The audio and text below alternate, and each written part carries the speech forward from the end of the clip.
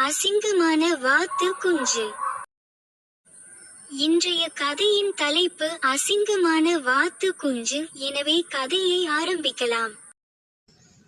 அது கோடை காலம். மாலை நேரம். ஒரு வாத்து ஏரியின் கரையில் ஒரு பாதுகாப்பான இடத்தை தேடியது. அது அங்கு முட்டையிடும்.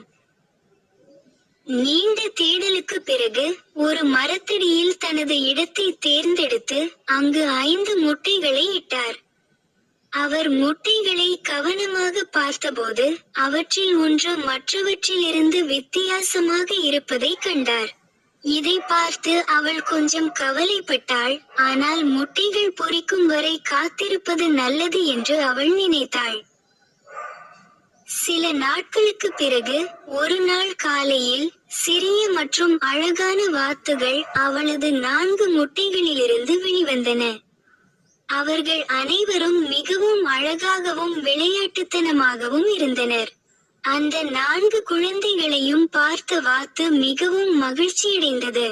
ஆனால் 5வது முட்டை அப்படியே இருந்தது. இதை பார்த்த வாத்து, இந்த முட்டைதான் மிகவும் விசேஷமானது. ஒருவேளை அதிலிருந்து மிக அழகான குழந்தை வெளிப்படும்.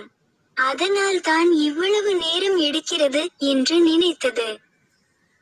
இன்னும் சில நாட்களுக்கு பிறகு 5வது முட்டையும் பொரித்தது. அதிலிருந்து ஒரு குழந்தை வெளியே வந்தது. ஆனால் வாத்து அதை பார்த்து அதிர்ச்சியடைந்தது. இந்த குழந்தை மற்ற குழந்தைகளை விட மிகவும் பெரியதாகவும் அசிங்கமாகவும் இருந்தது. அவரது நிறம் வெளிரியது மற்றும் அவரது நடத்தை மற்ற குழந்தைகளிடமிருந்து வேறுபட்டது. இதை பார்த்த தாய் வாத்து வருத்தமடைந்தது. ஒருவேளை கொஞ்ச நாட்களில் இந்த குழந்தையும் தன் உடன்பிறப்புகளைப் போல் அழகாகிவிடுமோ என்று நம்பினாள். நாட்கள் கடந்தன. ஆனால் குழந்தை அசிங்கமாக இருந்தது. அவனுடைய அசிங்கத்தால் அவனுடைய சகோதர சகோதரிகள் அவனை கேலி செய்ய ஆரம்பித்தார்கள். அவர்கள் அவரை கிண்டல் செய்தனர். அவருடன் விளையாட ஒருபோதும் தயாராக இல்லை. ஏழை அசிங்கமான வாத்து தனியாகவும் சோகமாகவும் வாழ ஆரம்பித்தது. தன் குடும்பத்தில் கூட யாரும் தன்னை விரும்புவதில்லை என்பதை உணர்ந்தான். ஒரு நாள் ஏரியில் தன் பிம்பத்தை கண்டான். அவனுடைய நிழலை பார்த்த பிறகு அவன் மேலும் வருத்தமடைந்தான். நான் மிகவும் அசிங்கமாக இருக்கிறேன். என் குடும்பம் கூட என்னை வெறுக்கிறது. ஒருவேளை நான் அவர்களை விட்டுவிட்டால் அவர்கள் அனைவரும் மகிழ்ச்சியாக இருப்பார்கள் என்று அவர் நினைத்தார். இதை நினைத்து அவர் வீட்டை விட்டு வெளியேற முடிவு செய்தார். காட்டை நோக்கி புறப்பட்டான். ஆனால் காட்டில் வாழ்வது எளிதாக இல்லை. குளிர்காலம் தொடங்கி இருந்தது. பனி பொழிய ஆரம்பித்தது. சாப்பிடவும் குடிக்கவும் எதுவும் இல்லை. குளிரில் நடுங்கி எங்கிருந்தோ உணவும் தங்குமிடமும் தேட நினைத்தான். அவர் ஒரு வாத்து குடும்பத்தை அணுகி உதவி கேட்டார். ஆனால் அங்கும் அவரது அசிங்கத்தால் கேலி செய்யப்பட்டு அனுப்பி வைக்கப்பட்டார். சோகமான இதயத்துடன் அவர் ஒரு கோழியை அணுகினார். ஆனால் கோழியும் அவரை குத்தி விரட்டியது. சிறிது தூரம் செல்லும் போது ஒரு நாய் சந்தித்தது. நாய் தன்னை தின்றுவிடும் என்று நினைத்தான். ஆனால் அந்த நாய் அவனை ஒரு முறை பார்த்துவிட்டு அதை கவனிக்காமல் சென்றுவிட்டது. வாத்து இன்னும் சோகமாக மாறியது. நான் மிகவும் அசிங்கமாக இருக்கிறேன். நான் சாப்பிடுவதற்கு தகுதியற்றவன் என்று ஒரு நாய் கருதுகிறது. என் வாழ்க்கை எப்போதும் மதிப்பற்றதாகவும் பரிதாபமாகவும் இருக்குமா? மீண்டும் ஒருமுறை காட்டுக்கு திரும்ப முடிவு செய்தார். வழியில் ஒரு விவசாயியை சந்தித்தார். விவசாயி அவனை கண்டு இறங்கி அவனை தன் வீட்டிற்கு அழைத்து சென்றான். அவர் விவசாயி வீட்டில் சில நாட்கள் ஓய்வெடுத்தார். ஆனால் அங்கு சிரமங்கள் குறையவில்லை. வீட்டில் ஒரு பூனை வசித்து வந்தது.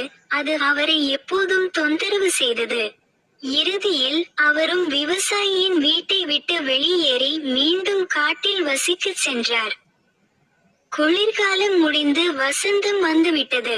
இப்போது வாத்து வளர்ந்திருந்தது. ஒரு நாள் அவர் ஆற்றங்கரையில் உலா வந்து கொண்டிருந்தார். அவர் திடீரென்று அங்கே சில அழகான பிளமிங்கோக்களை பார்த்தார். அவள் அழகில் அவன் மயங்கினான். அவர் நினைத்தார், நான் மிகவும் அழகாக இருந்தேன். ஆனால் நான் ஒரு அசிங்கமான வாத்து. இந்த அழகான பிளமிங்கோக்கள் என்னை ஒருபோதும் ஏற்றுக்கொள்ளாது. இதை நினைத்து வெட்கத்தில் தலை குனிந்தான். ஆனால் பின்னர் அவரது கண்கள் தண்ணீரில் அவரது பிரதிபலிப்பு மீது விழுந்தது. அவர் இனி ஒரு அசிங்கமான வாத்து இல்லை என்று பார்த்தார். அவர் ஒரு அழகான பிளமிங்கோவாகவும் மாறினார். அவர் தனது உண்மையான அடையாளத்தை உணர்ந்தார். அவர் ஒரு வாத்து இல்லை என்று புரிந்து கொண்டார். அவர் எப்போதும் ஒரு வண்ணம், ஆனால் அவரது அடையாளத்தை புரிந்து கொள்ள முடியவில்லை. இதை உணர்ந்தவுடனே அவனுடைய சோகம் எல்லாம் மறைந்தது. தைரியத்தை வரவழைத்துக் கொண்டு மற்ற பிளமிங்கோக்களிடம் சென்றார். அவர்கள் அனைவரும் அவரை பார்த்து சிரித்துக் கொண்டே அவரை தங்கள் குழுவில் சேர்த்து கொண்டனர். தான் இனி தனியாக இல்லை என்று உணர்ந்தான். அவர் தனது குடும்பம் மற்றும் அவரது அடையாளம் இரண்டையும் பெற்றுள்ளார். சிறிது காலத்திற்கு பிறகு அவர் ஒரு அழகான பெண் பிளமிங்கோவை மணந்தார். இப்போது அந்த பிளமிங்கோ தனது வாழ்க்கையில் மகிழ்ச்சியாகவும் திருப்தியாகவும் இருந்தது. அவர் தனது கடந்த காலத்தை பற்றி யோசித்தார். அவர் சந்தித்த அனைத்து சிரமங்களையும் நினைவு கூர்ந்தார். ஆனால் வாழ்க்கையில் சிரமங்களை எதிர்கொள்வதன் மூலம் மட்டுமே ஒரு நபர் தனது உண்மையான அடையாளத்தையும் மகிழ்ச்சியையும் அடைய முடியும் என்பதை இப்போது அவர் புரிந்து கொண்டார். எனவே நண்பர்களே, சில சமயங்களில் நமது அடையாளமும் நமது பலமும் நமக்கு புரியாது என்பதை இந்த கதையிலிருந்து தெரிந்து கொண்டோம். மற்றவர்களுடன் நம்மை ஒப்பிட்டு பார்ப்பதற்கு பதிலாக நம்முடைய சொந்த குணாதிசயங்களை நாம் அங்கீகரிக்க வேண்டும். வாழ்க்கையில் ஏற்படும் சிரமங்கள் நம்மை வலிமையாக்கி நமது உண்மையான அடையாளத்தை நமக்கு உணர்த்துகின்றன. சரியான நேரம் வரும்போது ஒவ்வொருவரும் தங்கள் நற்பண்புகளை அடையாளம் கண்டு தங்கள் துக்கங்களை விட்டுவிடலாம்.